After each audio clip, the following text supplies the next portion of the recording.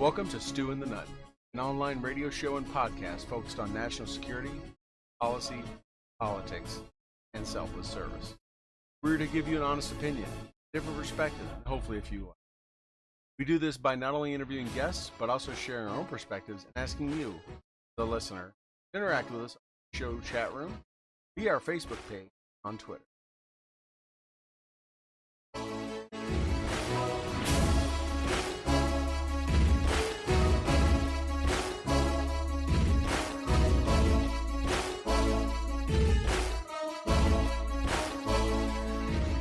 We would like to thank those who make this show possible and allow us to bring it to you.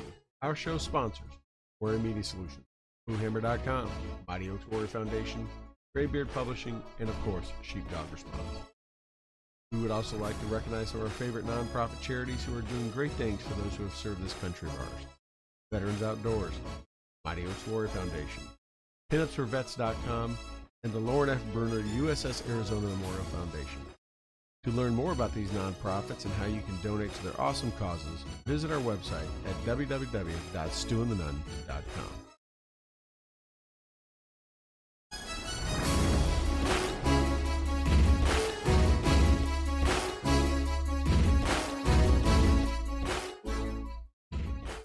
And welcome everyone to episode 293 of Stu and the Nunn here on this July 14th.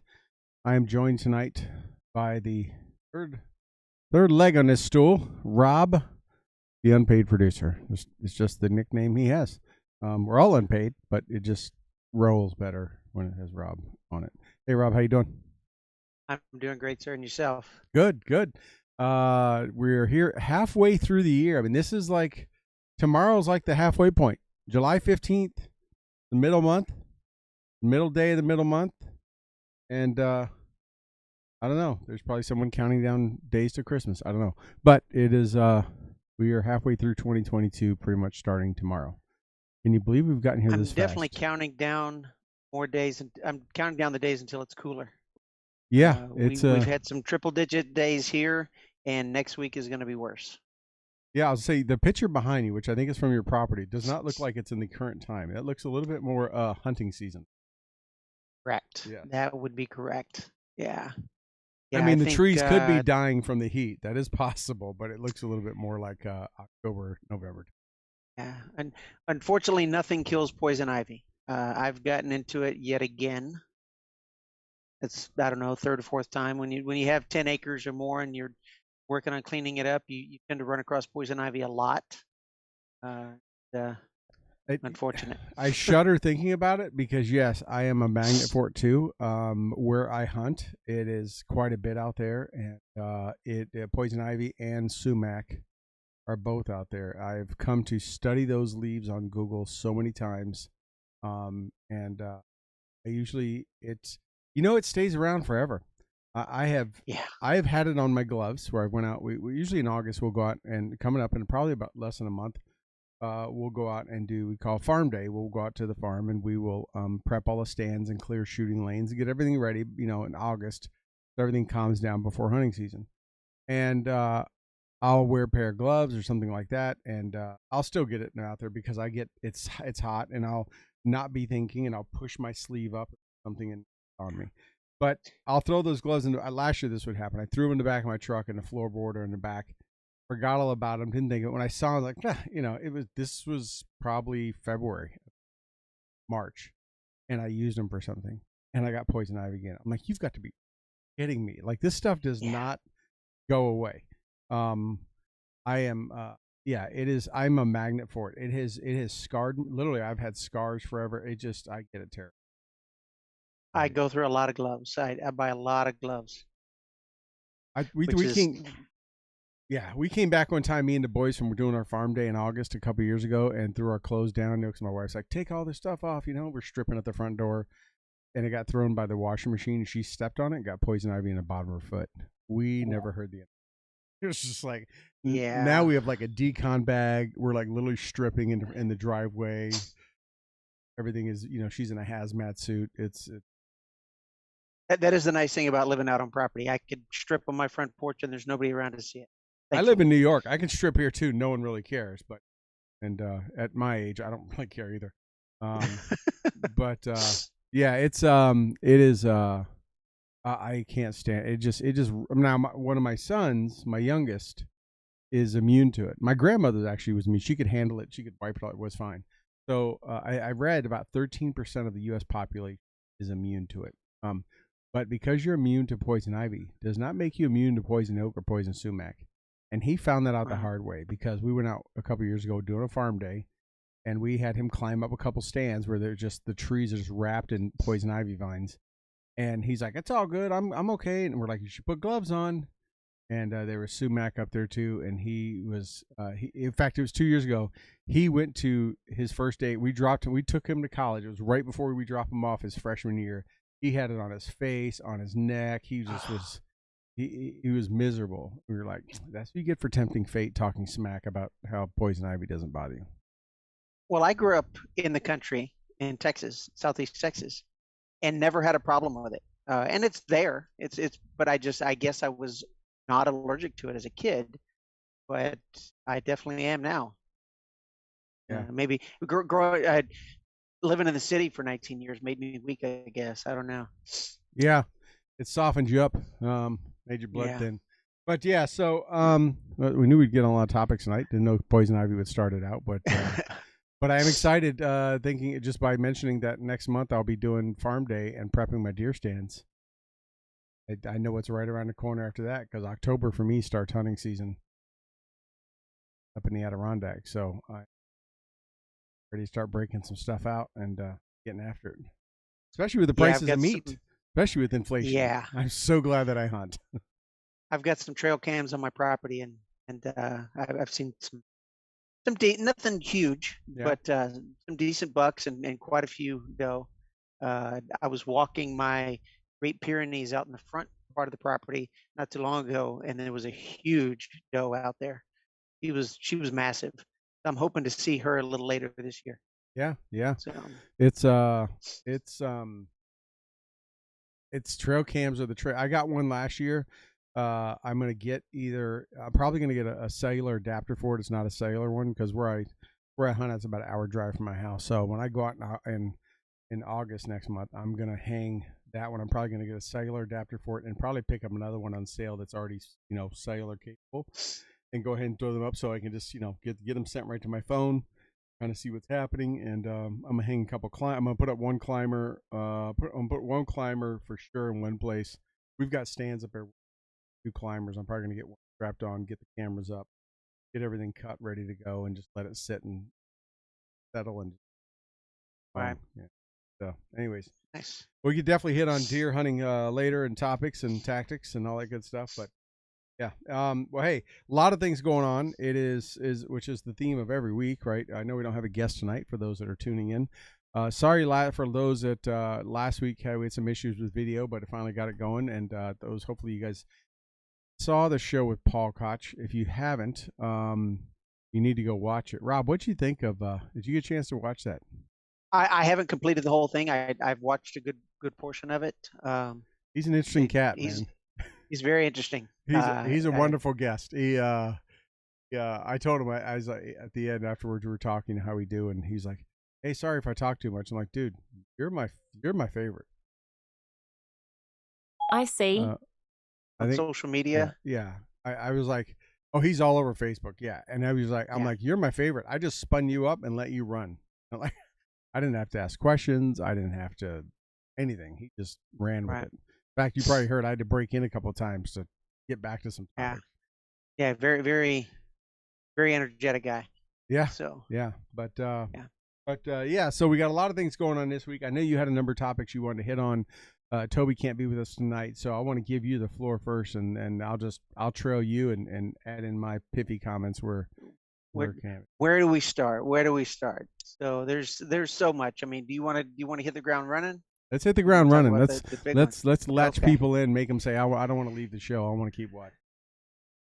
So, every week you see more and more information coming out about Uvalde, and just what a tragedy it was. And from the information that's being released now, it looks like it was it should have never been as bad as it was. Right? It was completely avoidable. Um, from some of the his behavior ahead of this to the time frame and the delay and everything else, you're left scratching your head. Would we you probably, as myself, grew up respecting police, expecting that when you call for police, they're going to be there, they're going to help you, they're going to do the things that you would expect police to do. And unfortunately, it appears that not only are we living in a time that they're not always going to be there in the needed time, the needed amount of time, right? So what do they say? When seconds count, the police are only minutes away, Right. which is sad. But now it appears that we're in a time where they may or may not come in to help you in your time of need, and that's sad. Now, I will say, I'm not a cop. I've never been a cop, but the information that's coming out now is is pretty sad. Yeah, it's let's break that down. There's a lot there. I'm just trying to fix a little video thing. Oh, okay. Got a video behind the video. Okay, there it is. So yeah, we expect like there's no one perfect, right? And there's bad clergy, there's bad cops, there's bad firemen, there's bad military soldiers, everything, right? And you expect there's going to be ones off here and there, and you hope they kind of police each other up.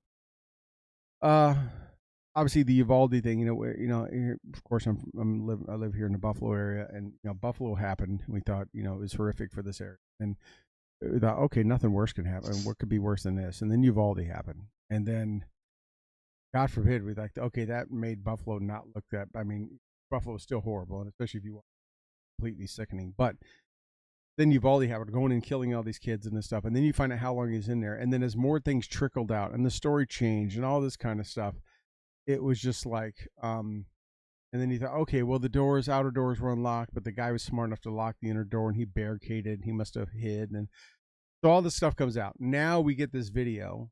We had DPS, Texas DPS releasing these things, and the Uvalde police and mayor getting mad. Understandably, it really makes him look like shit. And you want to give, trust me, we're on this show, and you and I both, and Toby are as pro law enforcement as we are military, as we are firefighters. That's what the show's built on, right? That's what we do. We have a lot of friends in the communities, and across the country, whether federal, state, or local law enforcement.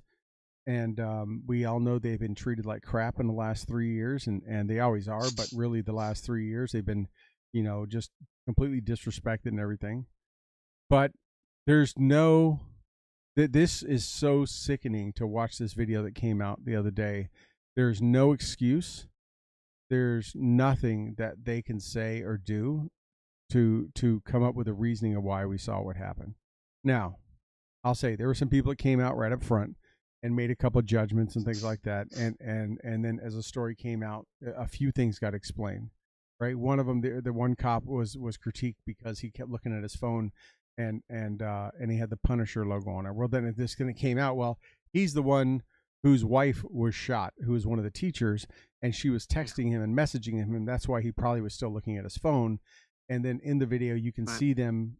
We heard a couple weeks ago that they disarmed him and took him out of there because he kept trying to go down there. They were afraid he was just going to shoot the guy. I'm not sure what they were afraid of that for. In the video, you see that happen. So you're like, okay, I can write. There's a reason why he was looking at his phone. That's how he's communicating with his wife, who was a victim. But to see our good friend Dave Bellevue was on yesterday talking about this, and he and I were chatting, not texting on off. He talked about a couple of his listeners that, for those that have been in combat or those that have been under fire, whether, enforcement officer in the military or whatever, when you are running to or from fire and you are trained, ready, and prepped, you run in a certain way, right? You run at the low ready, your feet shoulder width apart. You can just tell that person is moving to the sound of fire or repositioning themselves or something. You can tell that completely different from, let's say you see a video of a shooting happening and you see bystanders just like hightailing it out of there, right? Falling over each other, panicking for their lives. And that's exactly what you saw with these cops when they ran back down the hall. Running back down the hall, by the way, with one of them at least armed with an AR-15. But, you see these guys, the one was just the one cop, getting the hand sanitizer, cops fist bumping each other, all that kind of stuff. And to know, and the sad thing is that video, actually, what makes the video worse is what you don't hear. And that's, they edited out the screaming of the kids, right? Yeah. So that video is actually 77 minutes long, not 4. They edited it down to 4, and they dubbed out the screaming of the children because that would have made it just 150% worse. But you know who heard that? Those cops in there. And as much as I am angry at them, and as sickening as they made it look because they were not taking action when that was their freaking job. I also have an ear of compassion for them because I don't know how those dudes are going to live with themselves. I don't. Yeah. Well, you hit on one point where, especially for like the last 3 years, and it's actually been a little longer than that, because you can even go back to the Obama administration that started, and probably a little bit before that, where the police were demonized, right? They were just made out to be, the demons, these pariahs, they're only racially motivated. They only go after certain people. They're on power trips. These are the only people. And so, and this is not to make an excuse, but when you have a sector that has been under that kind of fire, that has been under that kind of microscope, which has been just beat down, you have people that don't want to do that anymore. And so when you don't have people that want to do that, what are you left with? You're left with people that are not necessarily the best at their jobs, right? Or fully capable. Right. And you're you froze for a second. I hope you come back. Damn, Elon took your internet. You really are froze. You're making a weird face. Anyways, 100 police officers. Hold on. Now you're back. You were gone for you're frozen and gone, and so we didn't get anything there. I'm gonna jump in real quick though and say,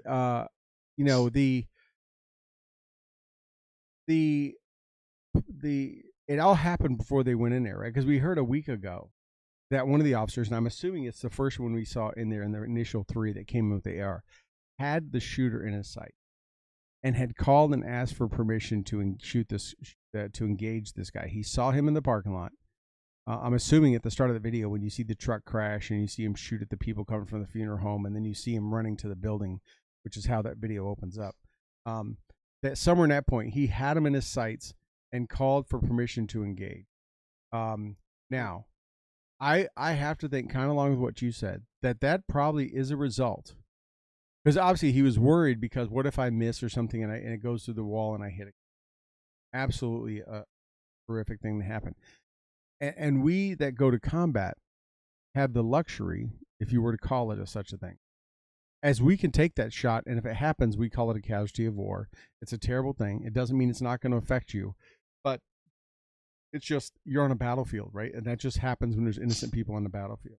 Obviously, we call it PID, right? Positive ID, and you have a split second shoot no shoot decision.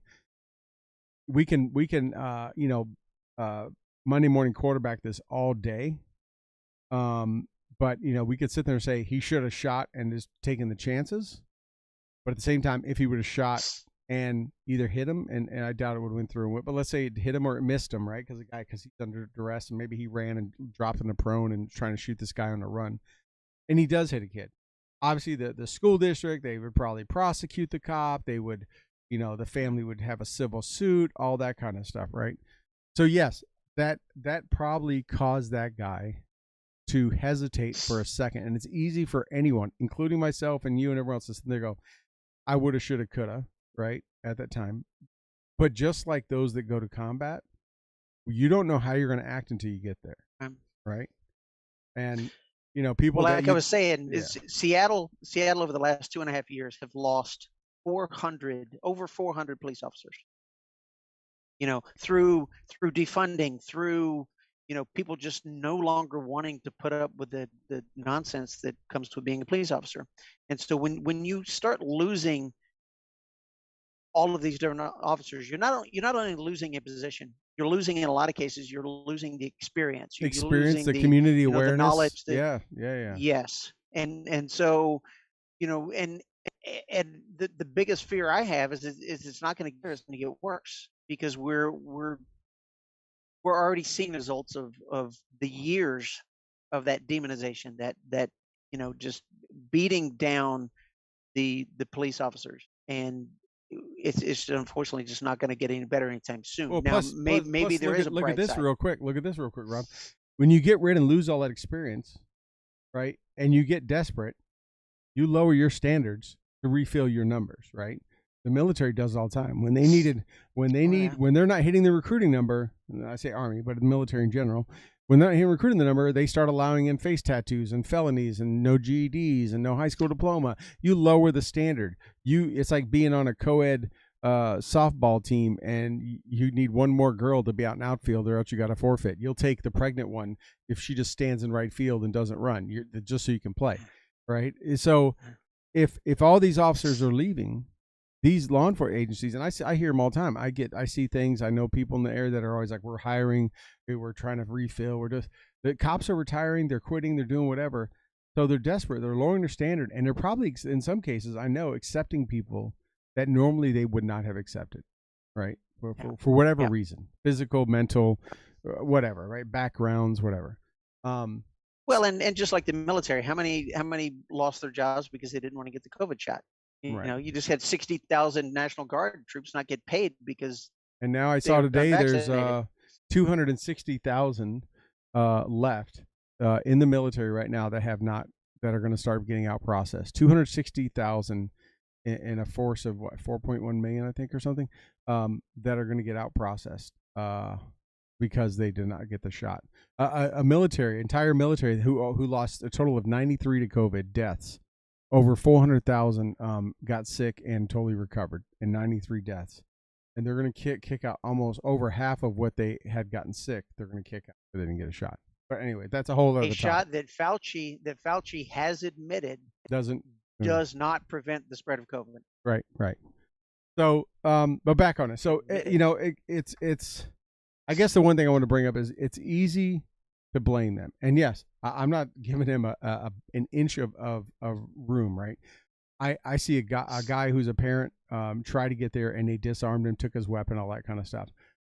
I know, and I can, I'll say I'm not Monday morning quarterbacking, because I have been in the situation under fire by myself. I was talking to my Afghan team earlier this week. We were talking all about it. When we were in ETT, right, you're out there with 2 Americans and an interpreter and like 15, 20 Afghans, right? Just like the MIT team members in Iraq. You're out there running and gunning on your own. There was a lot of times I was by myself running and gunning. And I didn't think of, and they weren't for American little kids in classrooms. I was out there doing that for Afghans who I didn't know from, who probably half of them wanted to kill me and didn't know me from Adam, right? And so I can sit there and say with some degree of not, not just, talking out my ass without knowing what I'm talking about. I can sit there and say, I've been in that situation, and it wasn't even a thought. And maybe it's a different mindset when you're in the military and you deploy than being a law enforcement officer, at least maybe not being a SWAT. I would think a person probably thinks a lot like military does from the SWAT guys I know. But you just think it's just a cost of doing business. And if it happens, it happens. Well, you also do a lot of train up prior to deployment. Every deployment. Right. So you do a ton of train up going into that. These guys did an active shooter drill in March. They did active shooter in March. They did. But who knows when it was the last, before that, that they did it. Right. Well, what other training did they and did they not have? I pulled some more numbers from Uvalde specific. A police officer with less than 1 year or 1 to 2 years on the force is only paid $40,000. 10 years or more, you can make up to 65. Granted, in Texas and probably Uvalde, that's a decent living. Probably pretty good money, yeah. But that's but that's not a lot of money No. in the grand scheme of things. You're not going to walk away from that rich. And if you look at the money compared to the job, right? I mean, are you willing to get shot at on a we'll just say regular basis, for sake of argument, for $65,000 a year? Granted, in the military, you do it for a lot less, Yeah.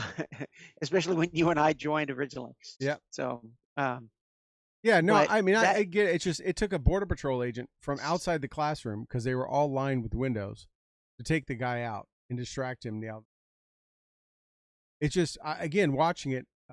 I got to agree with many friends of mine and other people I've been talking to.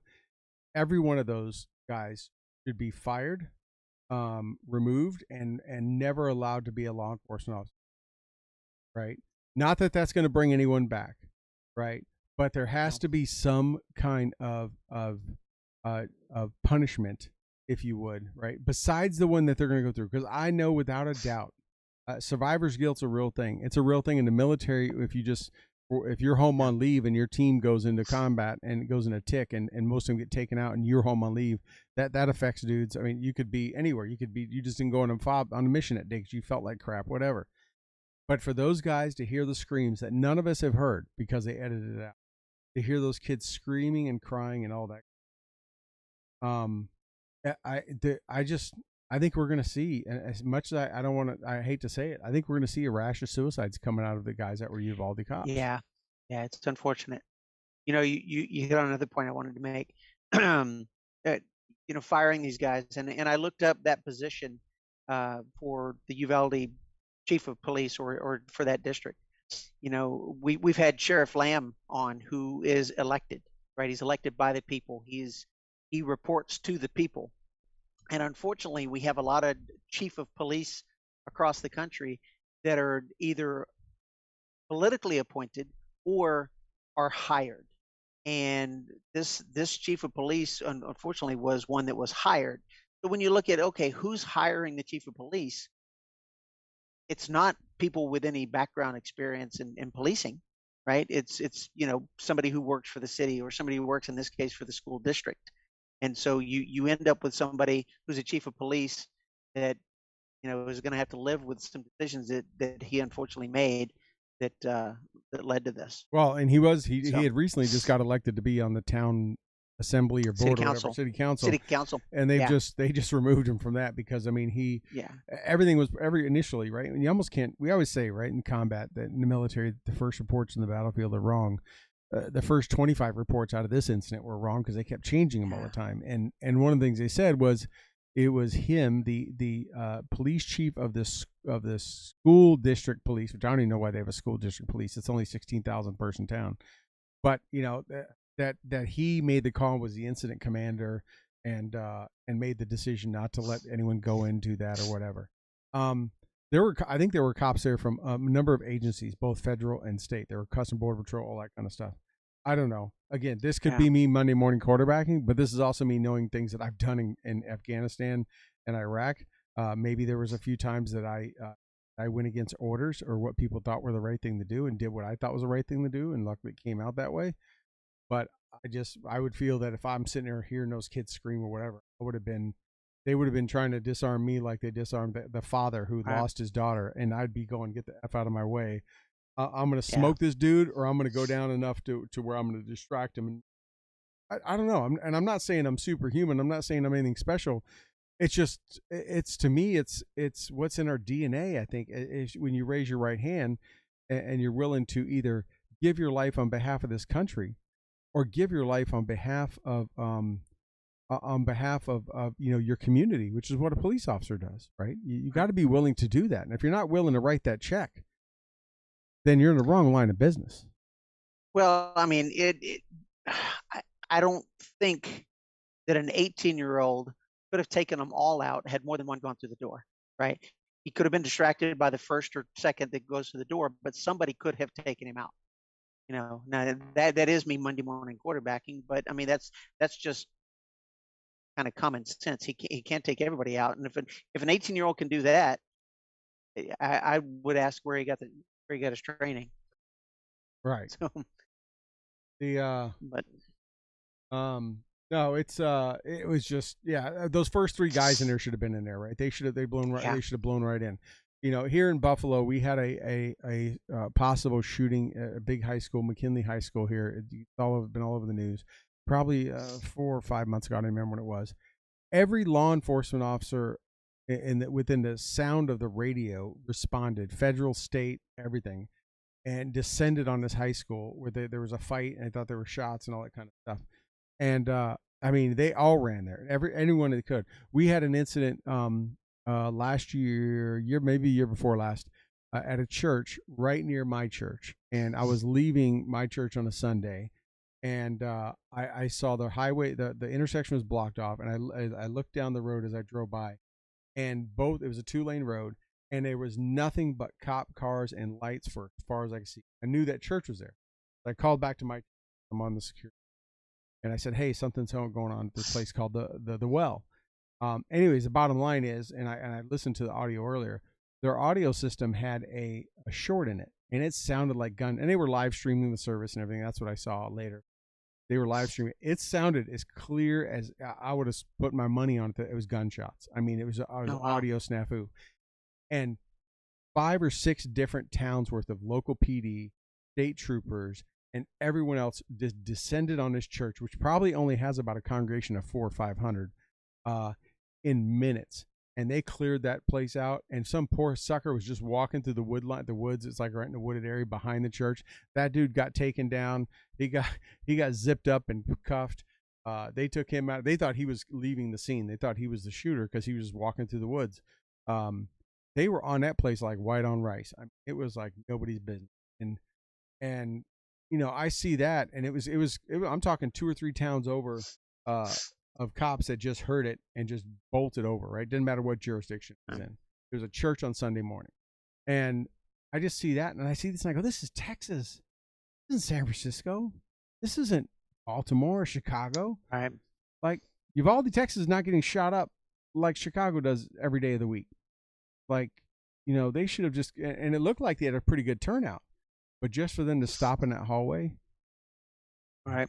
it's, again, we thought Buffalo was terrible. What could be worse? Then Uvalde happened. We go, what could be worse? And it has developed and continued to morph into a situation that, my God, it makes it worse every time we hear something new. And the politicization of it, you know, doesn't help matters either. I mean, and the rhetoric that comes in, and not just one side. There's rhetoric on all sides. Right. But nothing that is being recommended will help solve the issue. Now, this kid was obviously, you know, not mentally well. No, he spent $2,200 on a rifle he could have bought for $400. I mean, he bought a $2,200 Daniel Defense. He could have got one for $450, $500, and probably down there, probably cheaper on Craigslist. Yeah. And people forget. I mean, he shot his grandma in the face. Right. You know, I mean, that's what started it. You know, just kind of like the Sandy Hook kid who shot his mom. Normal people don't do that. Right. Normal people don't go shoot up schools. Normal people don't do that. And so licensed gun owners don't do it. Concealed carry gun owners don't do it. That's for sure. Yeah. You can pass every gun law on the planet, and it's not going to address the issue. Well, let's look at what they have passed. Red flag laws, and every one of these, whether it's been Sandy Hook, Parkland, White Settlement, Texas church shooting, Buffalo, Uvalde, right? You can look at every one of those, and it was every time when they find them. There's the neighbors, there's the classmates. Oh yeah, we knew. Oh, that guy was off there. Oh, red flag. Yeah. Oh, look at the Buffalo shooter, right? He threatened to shoot up his graduation. State troopers came and investigated, talked to him, told him you should go get mental health, right? Didn't tell the local PD, didn't tell the school, left it up to his parents, and then just left, never even reported him, told anyone, right? And so these red flag laws that they continue to push, and now with this new gun law that the president just signed in, now they're waving a carrot in front of all these states saying, hey, we'll give you more money if you force these red flag laws. Why? Because almost every shooter any mass shooting outside of your normal shitholes of Chicago and those places that has happened have been people that should have been picked up, should not have been allowed to buy a gun. Look at the shooting up in was Wisconsin, right? Was it Wisconsin? Yeah, the one we just had up there. Right, the July 4th parade, right? People Yes, that yes. right that, No, that that was outside Chicago. or outside, yeah. That People that was have, the that's right, suburbs of Highland Park, Chicago. yeah, Yeah, Highland Park. People that have had a record and known things and should not have been allowed were allowed to buy guns, right? So right. how I mean, about just make sure the prove to laws you me, got, yeah, prove to me you can enforce the laws that we already have.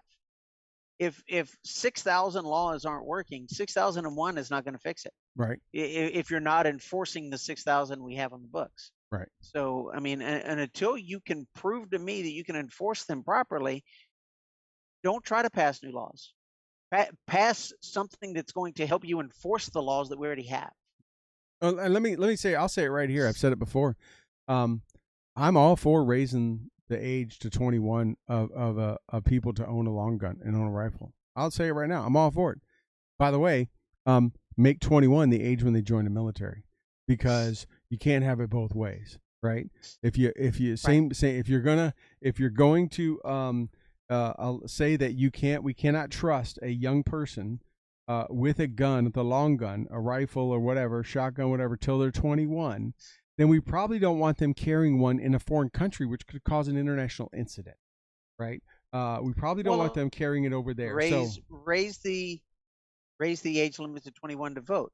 Raise the age right, limit to 21 to be considered an adult. right, right, If they can't do it at the age of 18, then change it all. You right, can't just selectively do these things and then say, oh, well, this was for their, for this benefit. No, it has to be all of it. right. Because if they're not old enough to buy a long gun at the age of 18, they can't serve their country. They shouldn't be serving their country.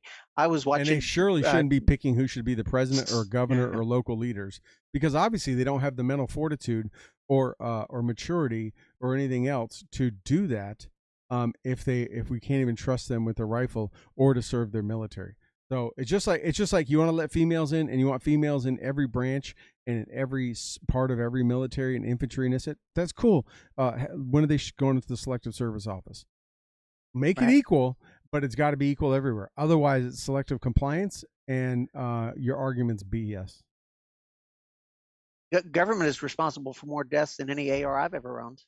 Yeah, yeah. I think Hillary Clinton has killed more people than I've killed in combat. Yeah. As per rumor. I don't know. I can't say that for sure, but yeah, it's. But it's again. I'm fine with them raising the limit to 21. Fine. Then you make it everything. But I don't know how you can have a young man or woman go into the military at 18. They go through basic and AIT, get issued that M4, maybe even turn them around, send them to combat, or they're walking to whatever they're doing, patrolling, whatever, with that rifle. That, my God, they could just go crazy and freak out and start shooting everyone at any time, because they need 3 more years before their mind is mentally capable of determining that that's a bad thing to do. And that's not even 18. I know some people that joined at 17. Right, right. They're going through basic training at the age of 17. I had a rifle in my room, and when I was a 8th and 9th grade, and I would come home from school. My mom's on; she could testify to this. But I would come home, run up from the bus, throw my books down, I saw squirrels coming up the driveway, and I'd grab my rifle and run out there and shoot my 22 and shoot squirrels. They didn't balk an eye at it. They didn't worry about it. They knew I was safe. They knew how to handle it. My kids are the same way. They know how to handle things. And they know what's right and wrong. They know what ends a bullet comes out of, because it's Right. an object, right? Whether they take that or they take the butcher knife out of the block and chase somebody, they know what's wrong and right, and there's repercussions if you don't do things right. And I've been shooting an AR-15 since I was 5. My dad had an AR-15, multiple AR-15s growing up, so I learned how to shoot an AR-15. So to say that all of a sudden these assault rifles is the problem, the AR-15 has been around since the late 60s. Right. So you can't blame it on the weapon. It's funny how when a cop shoots somebody, it's the cop's fault, but when somebody else shoots, some deranged teenager shoots somebody, it's the gun's fault. Right, right. And You when you can't have it both ways. when you let a teenager in a room for an hour and 17 minutes, he can kill just as many with a single shot 223 that he can with an AR that shoots 223, right? I mean, he could just when you sit there and do that, you're not stopping him. Now, you want to watch Buffalo Shooter? That kid, I don't still to this day don't know how so fast and so proficient. And yes, he shot quick, but the same thing, you can, if you're good and you train, you can shoot anything fast. It Well, doesn't matter. Virginia Tech was pistols. Pulse nightclub Right, was pistols and a shotgun. right, right. Yeah. You know, I mean, if you're trained, well, not trained, if you're proficient with the weapon that you have, you can inflict a lot of damage, and it doesn't matter what weapon that is. Right. The Kenosha, Wisconsin Christmas parade, right? It was a car, right? And it took out a whole bunch of people. But Nice, France was a truck. But, it's not that there's a mental health issue. And until this country, I mean, look, Rob, you probably know it like I do. When I was talking to somebody today, where I went to high school in Arkansas, it was nothing to see someone with a gun rack in the back of the truck and a rifle and a shotgun. Students, fellow students of mine, Yes. peers of mine, that was out in the parking lot of the school. Nobody thought nothing about it. No one thinking. In fact, if you had a truck, it was almost the status of, you better have a gun rack in that back, even if you don't have a gun in it. Right. That was kind of like, you have good stereo and you have a gun rack, right? And like I say, probably half of them always had something hanging in it. No one thought nothing about it. No one was worried about anyone shooting in it, because people had morals and beliefs and values and knew that that was not what we do, right? Now, Yeah. I don't want to hit on this too much. We can go in a while, but I'll say one other contributing factor to the opinion, Buffalo, Uvalde, doesn't matter what it is. Me and my wife were talking about it. You take kids who are already at the most impressionable age they can be. Look at all these kids that are all the 18, 19-year-olds that are doing this. At the most impressionable age they can be, when developing social circles and social behaviors are at its most critical, and you lock them down and you take them out of their schools and you remove them from all things reality, where they're already trying to get used to dealing with acne and puberty and developing friendships and relationships and breakups, and you remove all that from them and you stick them in front of a screen for 2.5 years, and where everything can be fake and people can do whatever, and they can just blow things off and play games and stuff like that. It is no wonder we are seeing not only the decline of the education of our young people today that are graduating,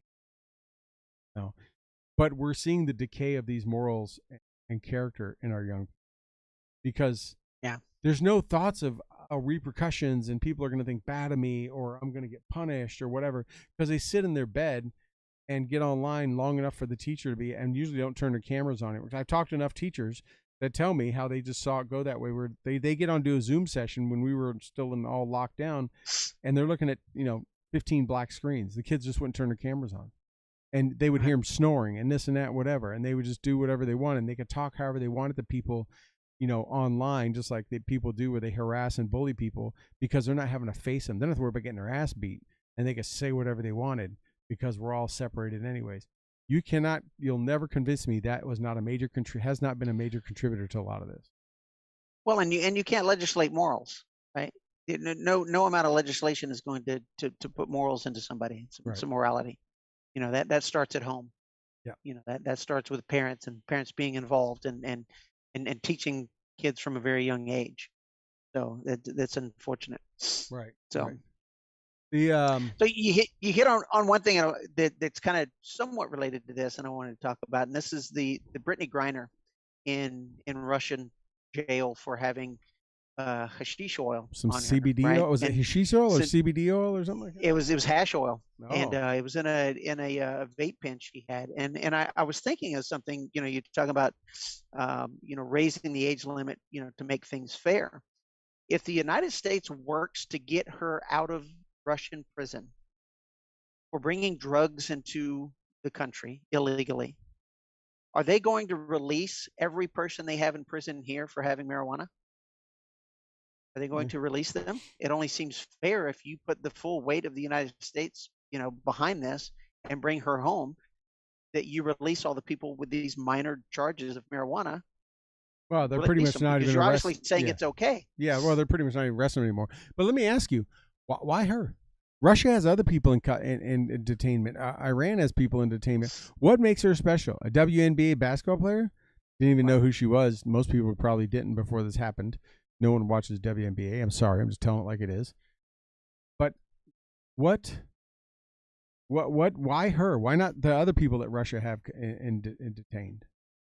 She checks a lot of boxes. She's a minority. She's female. she's lesbian.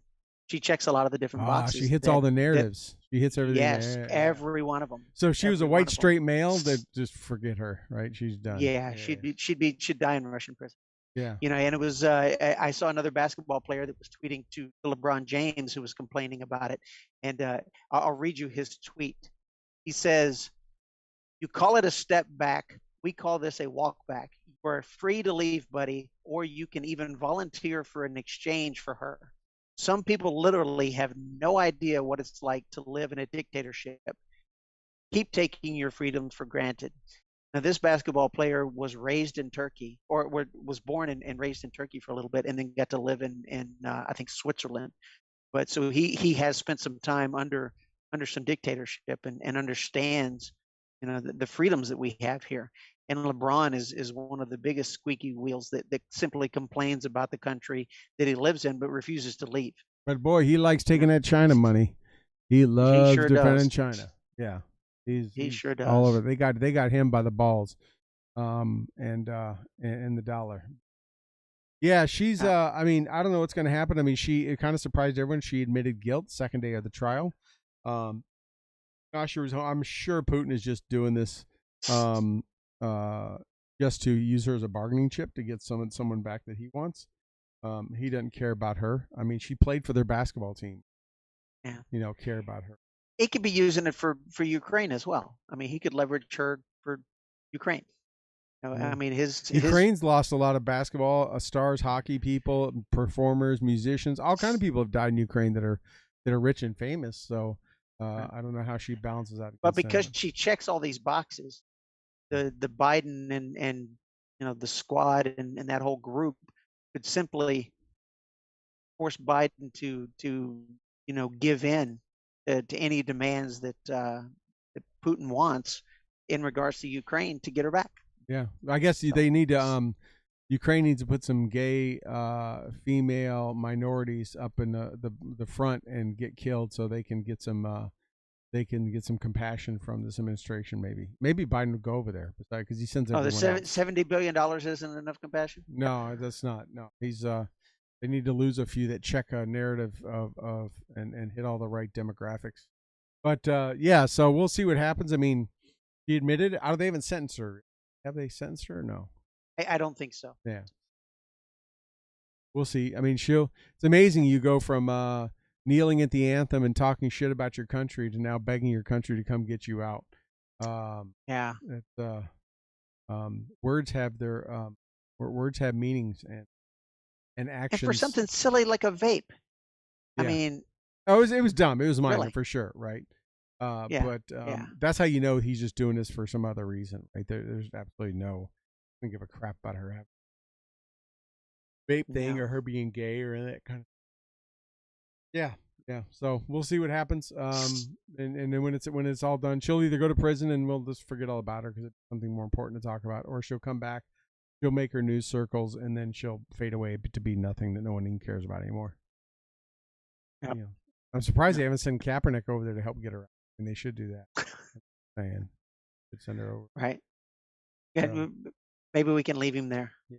Hey, you mentioned earlier about. I want to spin back because it's interesting. You kind of almost segued into a topic I wanted to hit on, which was Seattle. You mentioned earlier about the 400 roughly cops that have left hired Seattle. It's funny because after all that defund the police and all that kind of stuff, now the mayor of Seattle is pitching a $2 million something crazy budget to $2 million plan. Yeah, to hire cops back in. If there was ever I told you so, or you did this to yourself moment, that was it. So after all of that stuff, the crime is so rampant that catering and pandering to the woke and to the ultra left obviously has destroyed your city over the last couple of years. When you're now went from defunding the police to adding $2 million of taxpayer money back in to try to hire police back in there.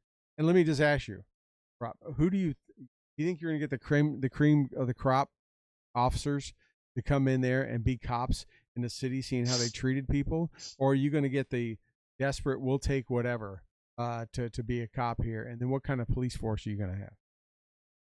Yeah, you're not going to get you may get very few former police.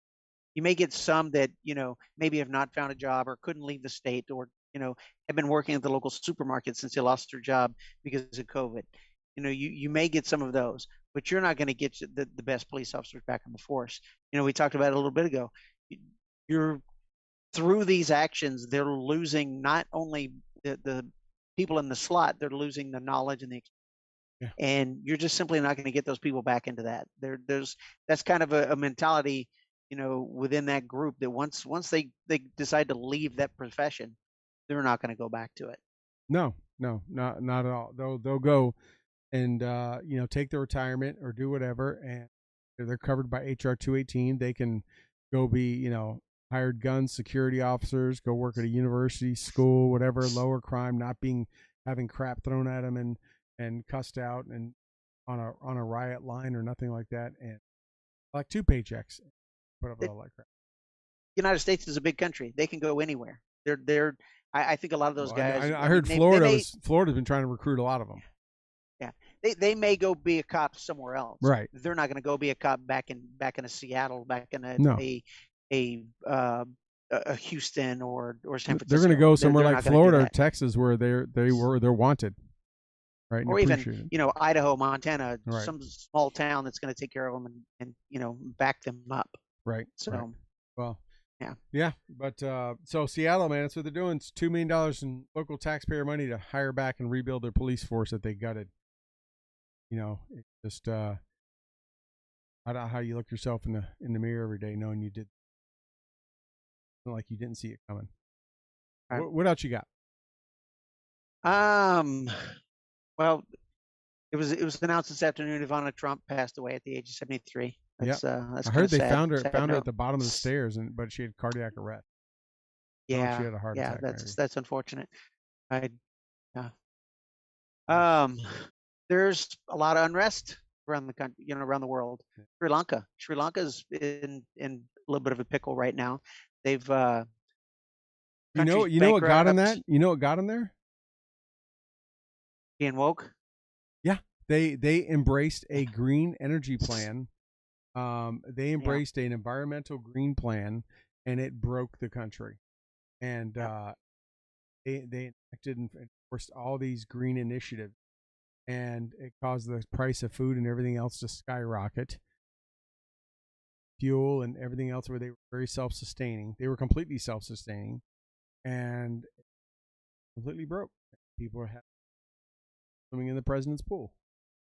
Well, anytime you have something like green energy that, especially here in the United States, that has to continuously be subsidized by the federal government, that is not sustainable. Right. If the federal government has to keep subsidizing it, you can't do that long term. So it has to be self-sufficient in order to do that. And if you decide that you're going to go that route, and now your government is spending more money to produce the green energy than they were before, and they're producing less energy, you're going to bankrupt the country. You're going to start having medicine and food be scarce. You're going to start having more people corrupt in the government because they're trying to cover their own backs. I mean, they've gotten to the point now that the president has said he'll resign, and he's fled the country. Right. Yeah, he grabbed his money and ran. But it's going to bring down. Now, obviously, it's a small country. It didn't probably take much to do that. But if people remember back, I don't remember the year, the same kind of thing happened in Greece when they had the big riots in Greece 8 years ago or something like that. It was because Greece was the number one employer of people. The government was the number one employer of people in Greece. Like upwards of 60 to 70% of the workforce worked for the government. Well, you don't have as much coming in as going out. You go broke. Everyone got free college if you're a Greece kid and you went to college free. So what caused that whole the movement in Greece and all the terrible riots that happened? This was pre-pandemic. So people probably don't even remember. Was because they wanted to start charging equal to like $1,000 or $1,200 a year for kids to go to school. So they rioted because you gave it to them for free, and they were like they freaked out and rioted, and the country was broke and all that kind of stuff, and it almost brought down the entire country. It's had this woke, entitled society of just we're going to provide for you until you can't provide anymore. Now, there's other places that do this, mostly communist countries, and they just don't provide. If Right. you've Rob, I don't know if you've ever met anyone from Russia or talked to anyone. I've talked to a number of people that say, there's no Safeway or Kroger or Piggly Wiggly or Walmart or anything Right. like that, right? There's a place that sells bread, and when that little store opens, you go there and get your bread, all of it, because they Right. sell till they're out. And the place that sells tomatoes, onions, and cucumbers, when they open, that's where you go buy them. It's all little Right. markets and shops, and you're waiting in a line to get there and get your stuff and get out. There's not a grocery store you just walk down aisle, cereals and gravies, pastas and stuff, and grab what you want. It's because the country is broke. The people can't afford things. The economy sucks, and that's just the way they live. It's just they're used to it. Like the people in North Right. Korea are used to starving. Like the people in Afghanistan are used to starving and butchering and being murdered. The people here have no idea, right? Now we're about to see it. A 9.1% inflation rate, CPI index today at 11.3% wholesale price index, which means that's the tail that's going to wag us. That in 6 months to a year, we're going to feel those prices because that's the wholesale goods that have went up 11% plus.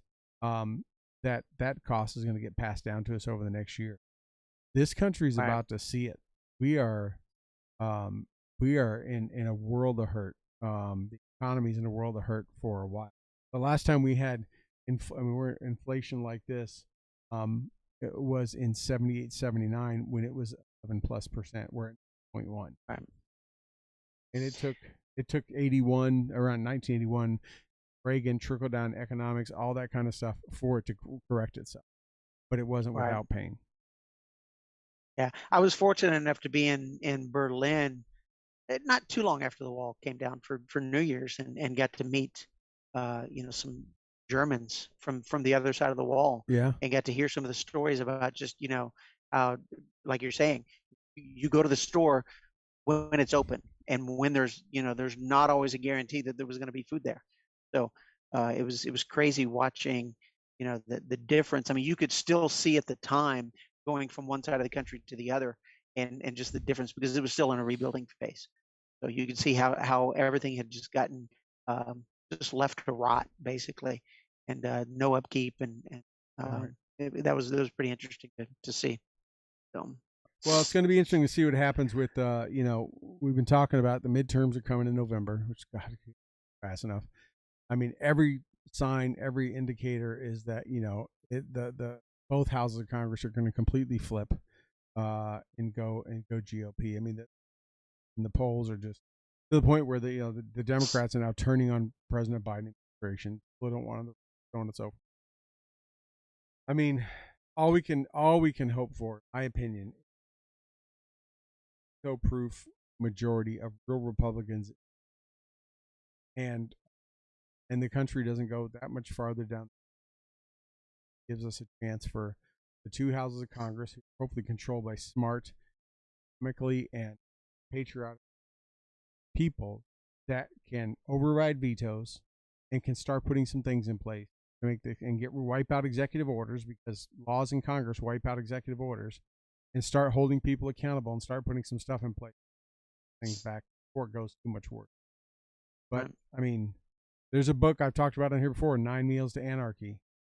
A great book. I have a soft copy version of it, and it pretty much talks about that's what it takes: 3 days without eating, and you will take the most civilized society in this country and turn it into a freaking wasteland. I mean, you'll turn it like they're, like the people trying to storm the airport in Kabul. I mean, you take someone and them and their family, and 9 meals, they miss 9 meals, and they are going to do whatever it takes to take care of themselves, feed themselves, which just means crime is going to go rampant. All right. Well, I mean, even if they do take veto-proof majority in both House and Senate, let's hope that those in leadership positions reset things, right? The fear is always, in what we've seen the last couple of elections, is the boundaries get pushed, but they never get put back, right? And so 10 years down the road, we're further to the left than we were when we started, but we never get back to center, right? Because the McConnells of the world don't reset things; they just bow down to the Nancy Pelosi's or the Chuck Schumers of the world, and just give in and don't do anything. Right? Yeah, So then we end up with a lame duck president, and then we end up with Congress that does nothing for 2 years, except for campaign and promise that when they take the presidency, then things are going to change. yeah, And yeah. until you get somebody like a Donald Trump that flips them the bird and tells them, you know what, I'm not going to put up with this BS anymore. This is what we're going to do, and starts getting things actually done.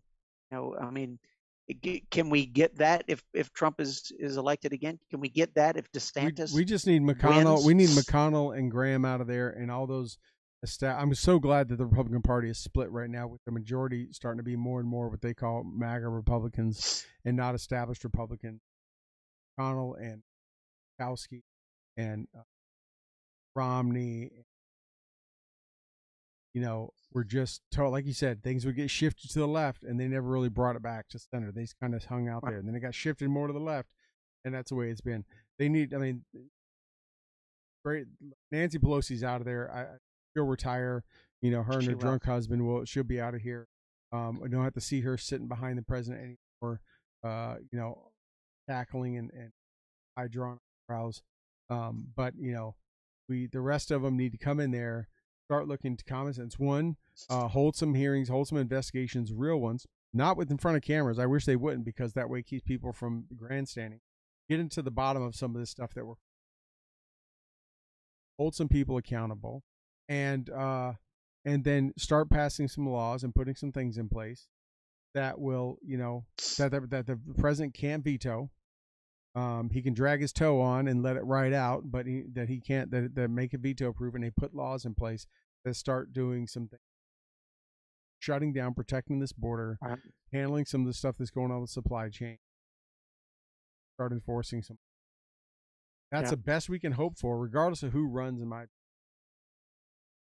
We need the Congress this year to kick it in overdrive and start correcting some things back to how it needs. Whether it's going to be the Trump policies, Republican policies, they just need to be this anything but these woke pandering policies that the left thinks they can get away with whenever they want. Right. Yeah, I think a lot of these.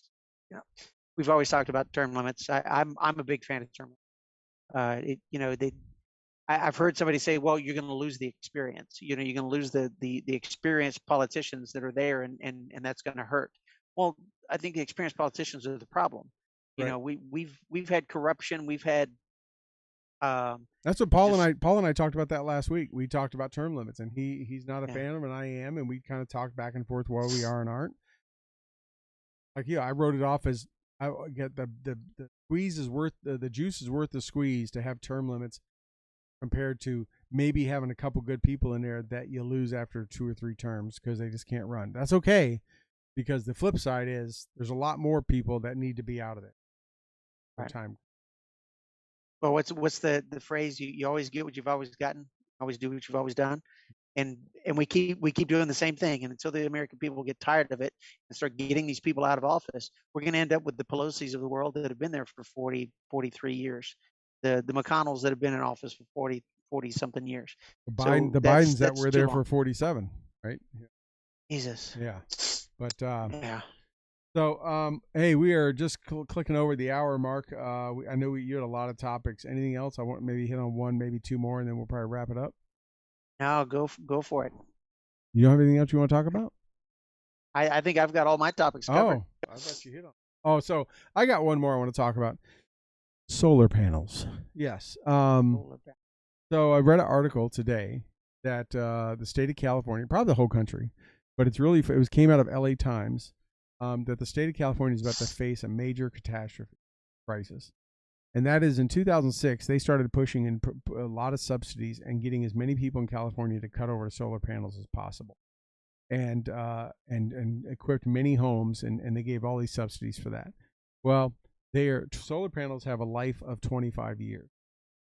They are about to get to that, and it's a very specialized process. You can't drop them off at the front door of Best Buy. You can't just throw them in the dumpster. They have to be disassembled. There's lots of chemicals and minerals and things in there that are toxic, and so on and so forth. You got to be careful how you disassemble them, or you can shatter the entire solar panel glass. release stuff. They have a finite process to disassemble them and try to recycle in as much as you can, and then you still have to get rid of some stuff that's not easy to get rid of. They don't have near the capacity of what they have that's about to expire and need to be replaced. Just like the windmills, whose big blades they cannot assemble and get rid of to bury because there's nowhere that they can do anything with. They're about to have a ton of solar panels in California that have to be recycled and or replaced, and there's nowhere to do with them. It's so this Well, the thing this whole push. people forget about solar panels is it's not just simply take the solar panel and plug it into your house. There's batteries that go with it as well, and those batteries have to also be recycled after so many years. You can't just simply throw them into. It's what we face with hybrid and electric vehicles, right? Those big battery yes. packs. By the way, they're made of a lot of rare earth minerals and things, and they have a carbon footprint. They still have to be, and it's not easy to dispose of them. But yeah, these solar panels and the pictures of some of these, and we have some big ones around here at Hershey and stuff, just solar panel farms. They went batshit crazy on the last couple. But some of the pictures, the ones I saw in California, it's literally as far as you can, like as far as you have to tear. They have to put new ones in and replace those. And I'm sure environmentalists will make some sort of excuse to say why it's okay. So your stock tip of the day, despite the fact that you're going to poison, because you got to put them somewhere. I mean, you're not going to just. I mean, I guess you could grind them up and then use them for something. I don't know, maybe sandblasting. But your stock tip of the day is if you can find a public company on the market that does solar panel deconstruction and environmental, stuff, that may be one to buy into, or start your own company, because it sounds like that's going to be a market that's going to be going gangbusters for a while. If you're looking to get a new skilled trade, maybe figure out what skill you have to learn, where you go to school to learn that stuff. You would probably have a pretty good job. Well, doesn't Elon Musk have a solar panel company? Oh, he does. They have one right here in Buffalo. Yeah, it's right here. Yeah. So he's about to make even more money. Yes, because someone's got to replace. I'm sure some of his solar panels are going to go in. Yep, I'm sure they are, and I'm sure they're 25 years. They're much more efficient. They probably gather more energy. They're probably they like anything else. Like a vehicle's more efficient. Appliance is more. Yeah, so that's another one. Just in case there wasn't enough bad news with the economy and the war in Ukraine and the hatred on police and school shootings and just shootings in general, and just this country going to shit politically. Now you got to worry about solar panels just stacking up next to the highway. So I bet you will find that in the new Green Deal, will you? No, probably not. They could it's use not going to be a little footnote or something on page 100. If they stacked enough of those solar panels up, maybe they could build that bridge to Hawaii, so we could get rid of having to take a plane or bus there and walk to Hawaii. Solar panels, I'm sure that would work. But yeah, anything else, my friend? I think that's we've talked about quite a bit tonight. We did a lot on Uvalde, obviously, right? But there was a lot to cover there. I wish it would kind of get behind us, and the fact that more back just wouldn't come out, but I'm not convinced that more stuff is not going to come out. Sounds like that's the way it's going to be, but yeah. So, well, Rob, thanks for joining me. And everyone else, thanks for joining us here on 293 here on Stu and the Nunn.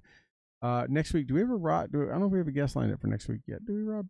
I don't know. You're working on them. I'm working on it. I'm working on some too. I gotta get busy on it too. We got to make sure we get those. Paul was great last week. I can't even remember. But we are working on it. Be sure and tune in every Thursday here. It's doing the Nunn 8 o'clock Eastern. You can always catch it afterwards on any of our socials. Right, we're on multiple audio outlets. Check out stewandthenunn.com to get all the links to that and our video outlets. Rob, thanks so much for joining me tonight, buddy. I guess on a bright note, the good thing is, Toby is staying busy. That's unfortunately why he's not here. But it is a good thing for Toby. He's staying very busy and making making memories for a lot of people. So wish Toby well and hopefully he stays busy and hopefully we can get him back on soon. Yep, absolutely. Yeah, I get him. He was gonna try to call in tonight, but yeah, we gotta get him out of that southern studio down there. And sounds good. Well, hey, Rob, have a good night. Everyone else, thank you for joining us, and we will see you all next Thursday here on Stu and the Nun.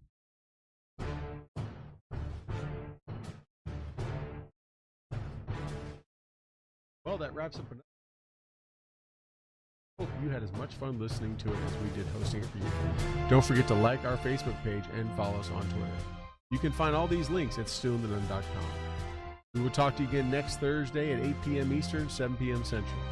Also, we'd like to thank our sponsors, Commodity Outdoors, Veteran Outdoors, Enlisted 9 Fight Company, Warrior Media Solutions, and BooHammer.com. Thank you again, and have a good night.